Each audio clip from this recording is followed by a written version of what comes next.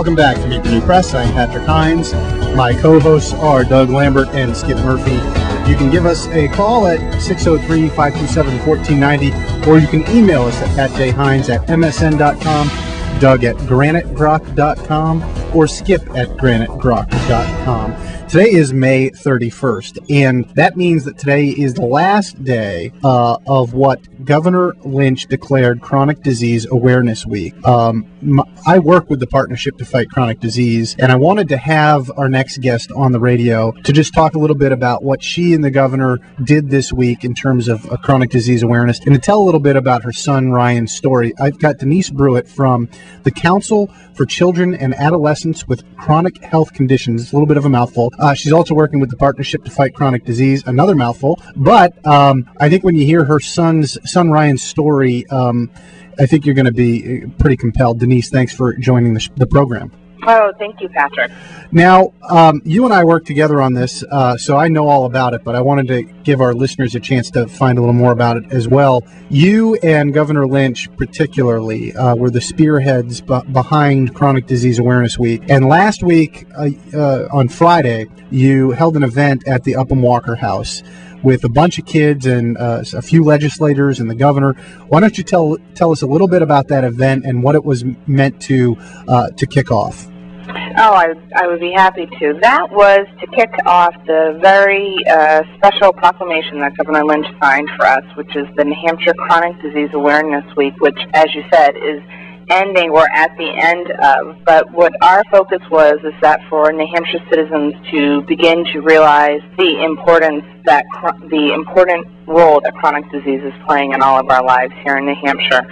Currently, 1 in 6 children in New Hampshire contend with a chronic health condition, and it's a growing epidemic, not only for our youth, but as well as for adults. So we are trying to have everyone be more attentive and have chronic disease on your radar so that we can improve our lifestyles and prevent chronic disease from happening to us. And I'm looking at the Portsmouth Herald. I think it's a Portsmouth Herald, the Seacoast Online. It's one of the Seacoast Online papers, and there's a picture of you and Governor Lynch and a young man in a Red Sox outfit, and he's signing a baseball. And I had the privilege of meeting the young man for the first time. It's Ryan Brewitt. It's your son. And why is he signing a ball to the governor? Ryan is our 6-year-old son, and last year Ryan was chosen as the ambassador for the state of New Hampshire for a child who has overcome severe medical adversity. Ryan has a chronic condition called, which is another mouthful, so get ready for it, cutaneovisceral angiomatosis with thrombocytopenia. Wow. He is one of 10 cases in the world that are diagnosed currently, and he has bleeding vascular tumors in his major organs, the majority of them in his lungs and upper and lower GI tract. So last year, Ryan was selected, as I said, for the ambassador for the state of New Hampshire, went to Washington, went to Capitol Hill, to the White House, and then off to Disney World, which was obviously his favorite part. But to kick off that, when Governor Lynch actually honored him at the State House prior to this, and he gave Ryan the first ball that he had pitched at a Red Sox game when he became governor. And in return, Ryan actually presented Governor Lynch with the first ball that he played with in his first Little League game, which ironically is also the Raymond Red Sox. So it was kind of a nice fitting gesture. So to kick off that week, Ryan presented Governor Lynch with the ball to, represent that despite the chronic disease that Ryan is dealing with, he's succeeding. That's really great. And talk a little bit also, because this is a sort of an interesting piece of information that I've gotten to know, but is really pretty astonishing. And that is that Ryan is one of only 10 people in the world with this condition? Correct. His diagnosis, the condition came about through the research of actually Ryan's core team of doctors in Boston. So the condition, when he first started having problems, they really had nothing to go on. So there was a massive worldwide outreach to find other cases that were similar to his, and they came up with a group of 10. Currently, there were 10 diagnosed cases, and unfortunately 2 of them have passed away at this point due to the internal bleeding. So all of Ryan's treatment has all been trial and error and based on the research of his dedicated team of physicians. So we're extremely dependent on the research and improving technology for our physicians and our researchers out there in the medical field. And all of the other cases in their treatment have kind of been based on how Ryan has done. So he's had a very successful, we've had some bumps, we've had some major bumps. I would even say they would be mountains at times that we've had to kind of go over. But Ryan is a great success story. He's done phenomenally well. I mean,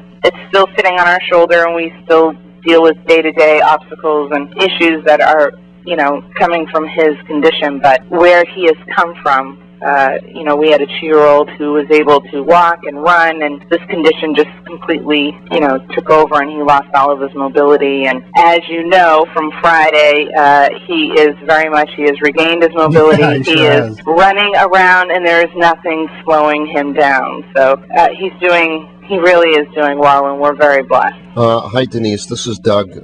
Just a quick question. When I hear you talk of a team of doctors in Boston that worked on your son's condition, it just really, as a parent and also as a person living in present times, it sets off bells in my head that, my gosh, the cost of this must be enormous in dollars and cents. But obviously, you must be getting some help, or I hope you are. Many, unfortunately, that's something that a lot of people don't realize, the impact that a chronic disease can have on a family, especially if you have a child who is diagnosed with a chronic health condition that requires a lot of hospital care. Ryan would be in the hospital for months at a time, and obviously that requires a parent to be in the hospital for, long periods of time. So dealing with having, if you're working, one of you has to stop working, and obviously then the person who's staying home, if you have other children, as we do, that person has to modify their schedule so that they can keep the house running at home, as well as get to Boston to see the sick child. So there is just living with the chronic disease, but as well all of the issues involving medications, special diet, special equipment, home modifications that are necessary. And New Hampshire does have programs out there to assist in families, but there still needs to be work done because the impacts that these diseases are having on families is really taking its toll, and especially right now. Many of these kids are on a lot of medical equipment, and the electric bills that these families have are absolutely astronomical. So just issues like that people aren't even aware of, that you wouldn't think of, but they're day-to-day issues that these families are dealing with. Denise, we're down to our last minute on this segment, and we appreciate you joining us. Can you give us a quick plug for the council? Do you have a website that you're promoting? Anything that we can get our listeners to log on to or take action on? Absolutely. Our website is www.ccachc.org, and as well another phenomenal website is the Partnership to Fight Chronic Disease, which is www.fightchronicdisease.org. Both of those websites have a wealth of information, not only on the impact that chronic disease is having on children, but also on adults in our society as a whole. And also gives you some tips on how to get more involved and what we can do so that this really becomes, to stop the epidemic from happening. Excellent. Well, thank you, Denise Brewitt from the Partnership to Fight Chronic Disease and the Council for Children and Adolescents with Chronic Health Conditions. We're Meet the Food Press. We'll catch you on the other side of the break. Thank you.